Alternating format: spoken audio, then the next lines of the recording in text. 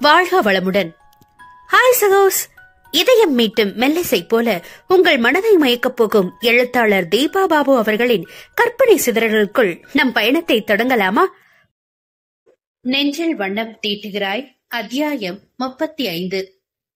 5 வருடங்கள் கழித்து காவல்துறை கண்காணிப்பாளர் திலீப் குமாரின் குடும்பம் தற்பொழுது திருச்சியில் வசித்து வருகிறது. ஆம், காவல்துறை கண்காணிப்பாளர் தான். சென்ற வருடம் நம் நாயகனை பதவி உயர்வில் திருச்சி மாநகரத்தின் எஸ்பியாக மாற்றி உட்கார வைத்துவிட்டது அரசாங்கம். கயல்விழி அங்குள்ள தனியார் பள்ளி ஒன்றில் ஆசிரியாக பணிபுரிகிறாள். 10 வயதில் இருந்த காருண்யா அதில் 8ஆம் வகுப்பில் இருக்க, அவளது இளைய சகோதரன் சந்தீப் மேல் மழலையர் வகுப்பில் படுக்கிறார். அந்த காலை வேளையில் அவ்வீடே பரபரப்பாக இயங்கிக் கொண்டிருந்தது. கயல் சமையலில் மூழ்கி இருக்க, குமுதினி பேர பிள்ளைகளை பள்ளிக்கு கிளப்பிக் கொண்டிருந்தார். மகன் ரொம்பவே சாவதானமாக மடிக்கணினியில் தனது வேலையில் ஆழ்ந்திருப்பதைக் கண்டு கடுப்பானவர், டே, நீ கிளம்ப வேண்டியதானே, ஸ்கூலுக்கு டைம் ஆயிடுச்சுல என்று அதட்டினார். மா, நானா இங்க படிக்க போறேன், சீஃப் கெஸ்டா தானே கூப்பிட்டுருக்காங்க, எல்லாம் நீங்க முதல்ல கிளம்பி நம்ம கார்ல போங்க, நான் சும்மா மாசா என் டிபார்ட்மெண்ட் மண்டையில வந்து இறங்குறேன். அப்பா, நானு என்று வேகமாக அவன் பெற்ற செல்வம் அருகில் வந்து அவனிடம் பாவமாக நின்றது. அப்படியே உன் அம்மா மாதிரி பப்பி ஃபேஸ் வச்சு அப்பப்போ காரியம் சாதிக்க பாப்படா நீ என்ற மகனை அள்ளி கன்னத்தில் முத்தமிட்டவள், நானும் ரவுடிதான் ரேஞ்சுக்கு, நானும் போலீஸாவின் சுத்திட்டு இருக்க என்னோட சுட்டி பயலுக்கு நம்மோட பர்சனல் யூஸ்க்கு டிபார்ட்மெண்ட் வண்டியில போக கூடாதுங்கிறது தெரியாதா என்று நெற்றியில் முட்டினான். சின்ன யோசனையில் குட்டி இதழ்களை சுழித்தவன், ஓகேப்பா, நானும் அம்மா அக்கா கூட கார்லயே போறேன் என்று உடனே சமர்த்தாக ஏற்றுக்கொண்டான். தட்ஸ் மை லிட்டில் போலீஸ் என தன் மகனை கொஞ்சிக் கொண்டிருந்த மகனின் பிடியில் இருந்து வேகமாக பேரனை இழுத்த குமுதினி, போதும், உன் அப்பா மாதிரி நீ போலீஸ் ஆனதும் பத்தாம இப்ப இவனை வேற அதிலேயே இழுத்து விட கிளப்பிட்டு இருக்காதரா என்று முறைத்தார். மா, நான் எங்கம்மா கிளப்புனேன், அவனைதான் பேச ஆரம்பிச்ச நாள்ல இருந்து நானும் போலீஸாவின் சுத்திட்டு இருக்கான். அது எல்லாமே உன் வேலைதான். சும்மா 2 மாசத்துக்கு ஒரு தடவை குழந்தைய அழைச்சிட்டு போய் போலீஸ் கட்டுன்னு ஹேர் ஸ்டைல செஞ்சு விட்டா அவனுக்கும் அப்படித்தான் மனசுல பதியும். ஏன் உங்க ஆசைக்கு இவனுக்கு முடிய வளர்த்து விடலன்னு உண்மையை சொல்லுங்களேன். பையன் பிறந்ததும் அவ்வளவு கவலை உங்களுக்கு. அச்சோ, பையன் நானு என பண்டைய கடித்தான் எஸ்பி. முகத்தை அலட்சியமாக வைத்தவர், ஆமா பின்ன, நீதான் பையனா பிறந்து என்னை ஏமாத்தினு பார்த்தா நீயும் பையனத்தான் பெத்து கொடுத்த, நான் என்ன செய்ய முடியும் என்றார் அலட்டலாக. அதுதான் ஏற்கனவே பேத்தின்னு உங்களுக்கு ஒரு அப்பாவி ஜீவன் கையில சிக்கி இருக்கே, அப்புறம் என்ன கவலை என்று நொடித்தாள் மகள். எங்கடா, முன்ன மாதிரி நான் செஞ்சு விடுற ஹேர் ஸ்டைல அப்படியே போட்டுக்க மாட்டேங்கிற அவ. பாட்டி, இது வேணா அது வேணா, ஃப்ரெண்ட்ஸ் கிண்டல் பண்றாங்கன்னு ஒரு சிலது மட்டும்தான் போட்டுக்கிறா. குறையாக சொல்பவரை நக்கலாக பார்த்தவன், அவ என்ன சின்ன பிள்ளையா என்ன, போன வருஷம் பெரியவளாகி இப்போ டீனேஜ்ல இருக்கிறவ ரசனை என்னைக்கு உங்களுக்கு சாதகமாவே இருக்குமா என்றான் கேலியாக. அதுக்குதான் இவன் பொண்ணா பிறந்திருந்தா இன்னும் ஒரு 4-5 வருஷம் சந்தோஷமா ஓட்டிட்டு இருப்ப என பெருமூச்சு விட்டார் அவர். மா, திஸ் இஸ் டூ மச். அன்னைக்கு நான், அப்புறம் காரக்குட்டி, அடுத்த தலைக்கு இவனை கை வைக்க விடலன்னு அவ்வளவு அலுப்பு வருது உங்களுக்கு. பேசாம ஒரு பியூட்டி பார்லர் வேலைக்கு போங்க நீங்க. மகனை கண்கள் மின்ன பார்த்தவர், பேசாம அப்படித்தான் போகவாடா என்றார் அவளே வடிவாக. அவனோ கேழுதுட்டை கடித்து பரிகாசமாக சிரித்து, நீங்க போவீங்க, அவங்க வச்சுப்பாங்களா, 2 நாள்ல உங்களோட அலப்பறைய பார்த்து அரண்டு போயிடுவாங்க என்று பகடி செய்தான். டேய் என்றவர் பல்லை கடிக்க சின்னவன் தலையில் அடித்துக் கொண்டான். அச்சோ பாட்டி, எப்ப பாரு 2 பேரும் பாதி நேரம் சண்டை தான் புட்டுக்கிறீங்க. நானும் அக்காவும் கூட ரொம்ப குட் சைல்டா இருக்கோமே. பேரனை இடுப்பில் கை வைத்து முறைத்தவர், ஏன் நீங்க 2 பேருமே உங்க அம்மா கூட தினமும் சண்டை போட்டு தானே இருக்கீங்க என்றார் பாயிண்டாக. அது கரெக்ட் தான் என உடனே பாட்டியிடம் ஒத்துக்கொண்டவள் வேகமாக தந்தையிடம் திரும்பி, இந்த அம்மாக்களே இப்படிதான் இருப்பாங்களாப்பா, எப்ப பாரு அவங்க பிள்ளைங்க கிட்ட சண்டை போட்டுக்கிட்டு என்று அவன் கருத்தை விசாரித்தான். வெடித்து சிரித்த திலீப், ஆமாடா மகனே, அப்படித்தான் போல இருக்கு, நீ யோசிக்கிற அளவு கூட அப்பா யோசிக்காம விட்டனே என்று ஒத்து புதினான். அதில் மேலும் காண்டான மூத்தவர், ஏய் கையில் இன்னும் என்ன உள்ள உருட்டிட்டு இருக்க, இங்க வந்து நீ பெத்ததும் நான் பெத்ததும் என்ன பேசிட்டு இருக்குங்கன்னு பாரு கையல் என்று மருமகளை உறக்க அழைத்தார். மா, உங்களால சமாளிக்க முடியலன்னு ஏமா அவகிட்ட காலையிலேயே கோத்து விடுறீங்க, நான் போய் கிளம்புற வழியை பாக்குறேன்.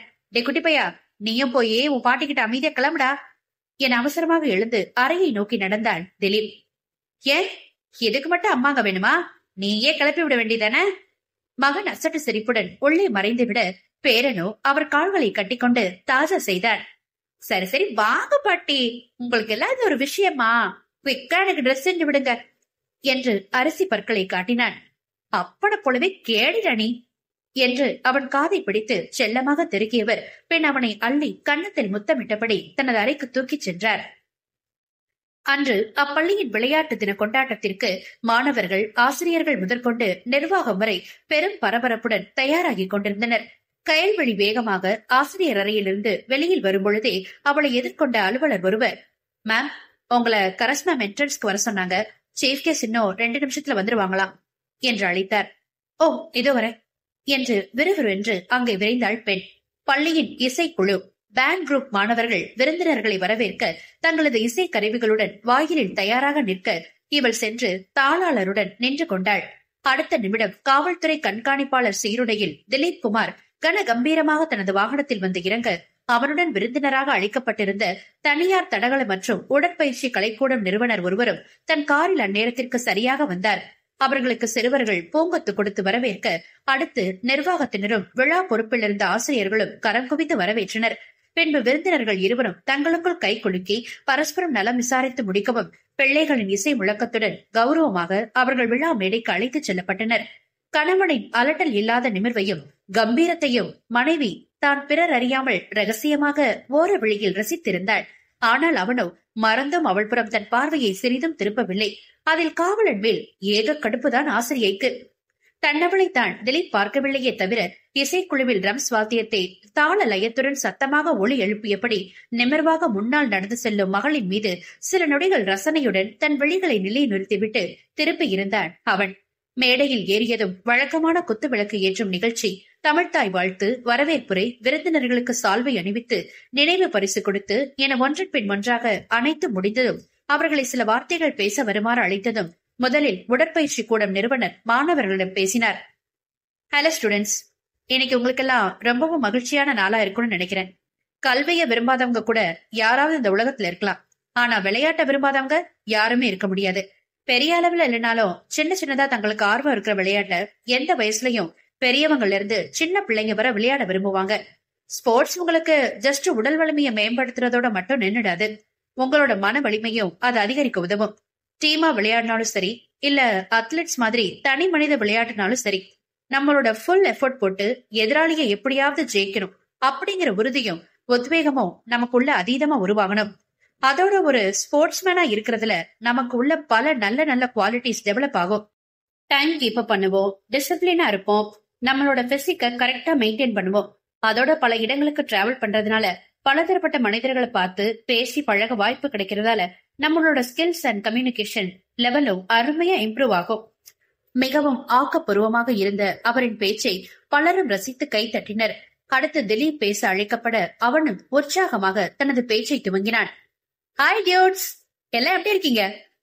மாணவர்களிடமிருந்து அதற்கு பெரிய கரகோஷம் கிளம்ப, கரெக்டா டியூடுன்னு உங்களோட நாடிய பிடிக்கவோ சத்தம் பெருசா வருதே. முதல்ல இன்னைக்கு பரிசு வாங்குறவங்க அப்புறம் அடுத்த வருஷம் நாங்களும் வாங்குவோம்ல அப்படின்னு தன்னம்பிக்கையா சிலித்துட்டு போட்டிகள் எப்ப வரும்னு இப்பவே எதிர்பார்த்து காத்திருக்கோம் உங்க எல்லாருக்கும் என்னுடைய வாழ்த்துக்களையும் பாராட்டுகளையும் தெரிவிச்சுக்கிறேன். வெல், எனக்கு முன்னாடி பேசின பார்த்தசாரதி சார் சொன்ன மாதிரிதான் ஸ்போர்ட்ஸ் அப்படிங்கிறது நமக்குள்ள நிறைய நல்ல விஷயங்களை கத்து கொடுக்குது.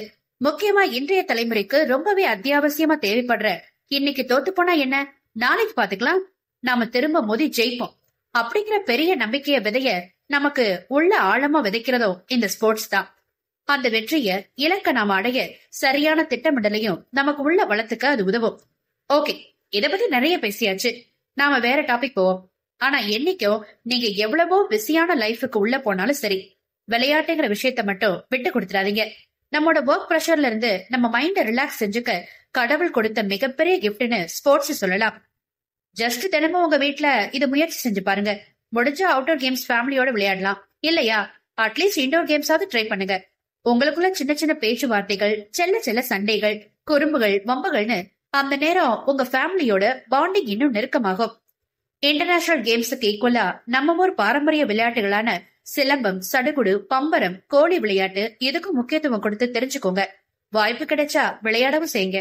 நம்மோட மொழியை எப்படி காப்பாத்தி அடுத்த தலைமுறைக்கு கொண்டு போகணும்னு நினைக்கிறோமோ அதே மாதிரி ஒவ்வொரு விஷயத்திலையும் நம்ம ஆரோக்கியமான பண்பாட்டையும் பாரம்பரியத்தையும் நாம விட்டு கொடுத்துடாம கத்துக்கவும் செய்யணும்.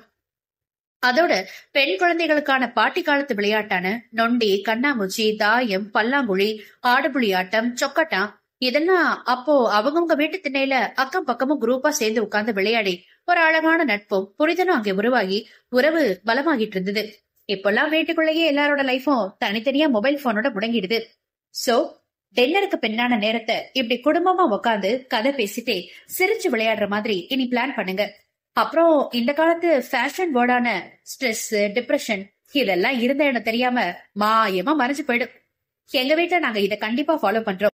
என்னோட டியூட்டில இதெல்லாம் கஷ்டம்னாலும் கிடைக்கிற நேரத்துல வாய்ப்பு ஏற்படுத்திக்கிட்டு விளையாடுவோம்.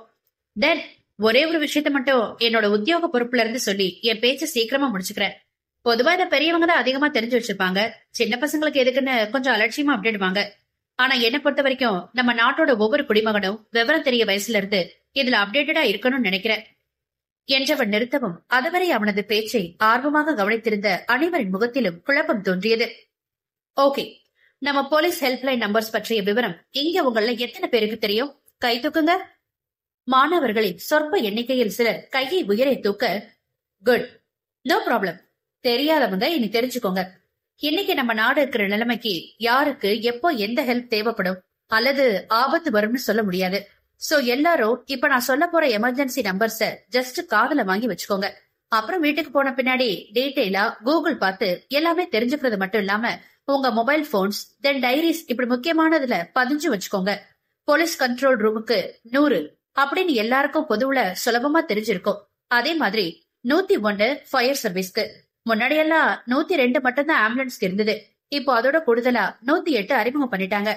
இது எதுக்குன்னா ஆக்சிடென்ட்ஸ் அண்ட் எமர்ஜென்சி நீட்ஸ்க்கு யூஸ் ஆகும். 103 டிராபிக் வயலன்ஸ்க்கு. 104 மெடிக்கல் அண்ட் ஹெல்த் அட்வைஸ். இப்ப சொல்ல போறது ரொம்ப ரொம்ப முக்கியமானது. 181 டொமஸ்டிக் விமன் வயலன்ஸ். வீட்டாளுங்க மூலமா பாதிக்கப்படுற பெண்களுக்கு இந்த அழைப்பு உதவியா இருக்கும். இதோட 1091 நம்பரும் பெண்களுக்கான முக்கிய உதவி என்ன இருக்கு. 1031 anti corruption. National highways emergency 1033. சைபர் கிரைமுக்கு 1930. சீனியர் சிட்டிசனுக்கு 1253. உங்கள மாதிரி குழந்தைகளுக்கு உதவி தேவைப்பட்டா 1098. இப்படி இயற்கை பேரழிவுக்கு, ரத்த வங்கிக்கு, கண் வங்கிக்கு, ரயில்வே போலீஸ்க்கு, விவசாயிகளுக்கு, கோவிட்ல பாதிக்கப்பட்ட நபர்களுக்குன்னு பல ஹெல்ப்லைன்ஸ் நமக்கு இருக்கு. அவ்வளவு ஏன் அனிமல்ஸ்க்கு வெட்டனரி சர்வீஸ் லைன் 1962 கூட உதவிக்கு அழைக்கலாம். இப்போ உங்களுக்கு ஒரு சந்தேகம் வரும், இத்தனை நம்பர்ஸ எப்படிடா நம்ம ஞாபகத்துல வச்சுக்கிறது, அதுவும் எமர்ஜென்சி டைம்ல? அந்த நேரத்துல இருக்கிற பதட்டத்துல இன்னமும் கஷ்டம் ஆச்சேன்னு கலவரம் ஆகுதுன்னா டோன்ட் வரி. அதுக்காகத்தான் நம்ம கவர்மெண்ட் இதை இன்னும் சிம்பிளிஃபை செஞ்சு ஜஸ்ட் 112 அப்படிங்கிற ஒரே நம்பருக்கு கீழே மொத்த கண்ட்ரோலையும் கொண்டு வந்துட்டாங்க. எஸ், 112 நம்பருக்கு நீங்க கால் செஞ்சா போதும். உங்களுக்கு தேவைப்படுற எந்த உதவினாலும் அவங்க சரியா ஆர்கனைஸ் பண்ணி தருவாங்க. அந்த நேரம் நீங்க இருக்கிற சிச்சுவேஷனை பொறுத்து உங்களுக்கு எந்த டிபார்ட்மெண்டோட ஹெல்ப் அவசரமா தேவைப்படுதுன்னு அவங்களே அதுக்கான ஸ்டெப்ஸ் எடுத்து அந்த அபிஷியல்ஸோட உங்களை லிங்க் பண்ணி விட்டுடுவாங்க. சோ மை டியர் ஸ்டூடெண்ட்ஸ், எந்த நம்பரை ஞாபகம் வச்சுக்கிறீங்களோ இல்லையோ 112 மட்டும் எப்பவுமே மறந்துடாதீங்க. திலீப்பின் உபயத்தால் அன்றைய நாள் அங்கிருந்த பல பேருக்கு மிகவும் உபயோகமான நாளாக அமைந்து விட்டது. அந்த வார இறுதியில் வெகு நாட்களுக்கு பிறகு திலீப் 8 மணிக்கே வீடு வர பிள்ளைகள் இருவருக்கும் ஒரே கொண்டாட்டமாகி போனது. அவனோடு சேர்ந்து இருவரும் டமால் டுமீல் என ஓடி பிடித்து மறைந்திருந்து என்று போலீஸ் கேம் விளையாட்டு விளையாட குமுதையின் முகம் கடுகடுவென்று ஆனது. மகனை பார்வையாலே எரித்தார். அதை கடுகுக்கும் கண்டு கொள்ளாதவன் வேண்டுமென்றே அவரை சீண்டும் விதமாக அவரை சுற்றி சுற்றியே ஓடி பிள்ளைகளையும் ஓட வைத்தான். அதில் காண்டானவர் மகனை மருமகளிடம் கோர்த்துவிட அவளும் அவர்களுடன் உற்சாகமாக இணைந்து விட்டாள். தலையில் அடித்துக் கொண்டவர் தான் இரவு உணவை தயாரிக்க சென்று விட்டார். ஓகே ஓகே, மணி 11 ஆச்சு, போதும் விளையாடுனது, போய் தூங்குங்க. பழக்கம் போல எனக்கு தரதானா? எஸ்பி சோகமாக கேட்க, வேணும்னா போய் உன் ரூம்ல உன் பெட்ல தாராளமா தூங்குனி என்று ரொம்பவே அலட்சியமாக கூறினார் குமுதினி. அது எதுக்கு, நான் மட்டும் அங்க தனியா கடந்து உருளணுமா? அப்ப சலிச்சுக்காம அமைதியா படுத்து தூங்கு. திலீப்பின் திட்டப்படி குமுதினி அவர்களோடு வந்து ஒரே வீட்டில் ஐக்கியமான நாள் முதலாக காருண்யா அவரோடு தூங்கினாள் என்றால் அடுத்து சந்தீப் பிறந்து 1 வயதானதும் தன் அக்காவின் வாள் பிடித்துக் கொண்டு அவனும் போய் பாட்டி உடனே இரவு உறக்கத்திற்கு செட்டில் ஆகிவிட்டான். இதில் நாயகனுக்குத்தான் ஏக குதூகலம். தன் மனைவியோடு இன்னமும் சுதந்திரமாக இளமை பரீட்சைக்கான தேர்வை தொடர்ந்து எழுதியபடி இருக்கிறான் அவன். நாயகிதான் பிள்ளைகள் இருவரும் இப்படி தன்னை விட்டு ஓடி வருகிறார்களே என்ற மனம் சுணங்கி வார இறுதிகளில் அனைவரும் ஒன்றாக உறங்குவது போல் அட்டவணை வகுத்துக் கொண்டாள். காவலனுக்குமே அது பிடித்திருந்ததால் அமைதியாக ஏற்றுக்கொண்டான். என்ன ஒன்று, வேலை பழுவினால் அதிக அயர்வு இருக்கும் பொழுது மெத்தையில் படுத்து உறங்கச் சொல்லி தேகம் கெஞ்சும். அதற்கு அங்கே வாய்ப்பு இருக்காது. காரமும் வளர்ந்து பெரிய பெண்ணாகி விட்டதால் அந்த இரட்டை கட்டில் 3 பெண்களுக்கும் சிறுவனுக்குமே சரியாக இருக்கிறது. டே ராஜாக்குட்டி, பாட்டிக்கு கால் ரொம்ப வலிக்குதுரா, கொஞ்சம் ஏறி மிதிய என்றார். எதுக்குதான் வயசான காலத்துல அதுக்கேத்த மாதிரி வேலை செய்யணும்னு சொல்றது என்று குமுதினி பேரனை தாஜா செய்து கொண்டிருக்கும் போது மகன் நக்கல் செய்தார். இப்ப யாருக்குடா இங்க வயசாயிடுச்சு? நான் இன்னும் ஸ்டில் எங்குதான். திலீப் அடக்க முடியாமல் வெடித்து சிரித்தபடி தன் அவளை கண்கள் மின்ன பார்க்க அவள் வெளிகளை உருட்டி கொண்டிருந்தாள். என்னப்பா இப்படி சிரிக்கிறீங்க? காரு ஆர்வமாக கேட்க, அதெல்லாம் எதுக்கு நீ கேக்குற? இதுங்க வில்லங்க பிடிச்சதுங்க, நிறைய கோட் வேர்ட்ஸ் யூஸ் பண்ணதுங்க என்று பேட்டியை அடக்கினார் குமுதினி. அவளுக்குமே தற்பொழுதுதான் 10 வயதில் சில விஷயங்கள் இலைமறைக்காய் மறைவாக புரிய துவங்கி இருக்க, சிறு வயதில் போல் ரொம்பவே கேள்விகள் கேட்காமல் பாட்டி சொல்வது போல் நடக்க கற்றுக்கொண்டாள். சொந்த பாட்டியால் ஒடுக்கப்பட்டிருந்த காருவிற்கும் பெற்ற அன்னையால் ஒதுக்கப்பட்டிருந்த கையலுக்கும் குமுதினி பெரும் வரமாகவே தோன்றினார். தனக்கு பெண் பிள்ளைகள் இல்லையே என ஏக்கம் கொண்டு இருந்தவரும் தன் அன்பால் அவர்களை தன்னோடு இணக்கமாக வைத்திருந்தார். பெண்கள் கூட்டணிதான் அப்படி உறுதியாக அமைந்து விட்டதை தவிர திலீப் எதிர்பார்த்திருந்த மாதிரி அவனுக்கு பிறந்த மைந்தன் ஒன்றும் அத்தனை தூரம் தன் ஆதரவை தந்தைக்கு வாரி வழங்கி விடவில்லை. எந்நேரமும் அதிகம் வெளியில் இருக்கும் அப்பாவை விட நினைத்தாள் தன் அம்மா வேண்டும் அவனுக்கு. அடுத்து அக்காவின் பாசத்திற்கும் அடிமையாகி விடுபவன் சமயத்தில் பாட்டியின் கவனிப்பிற்கும் சரணாகதியாகி விடுவான். அடப்பாவி, இவன் என்ன நினைச்சு அப்பப்போ கட்சி மாறிட்டு இருக்கான். ஒரு போலீஸுக்கு இருக்கிற குவாலிட்டிஸை விட அரசியல்வாதிக்கு உண்டான குணம்தான் நம்ம பையன்கிட்ட அதிகமா இருக்கு.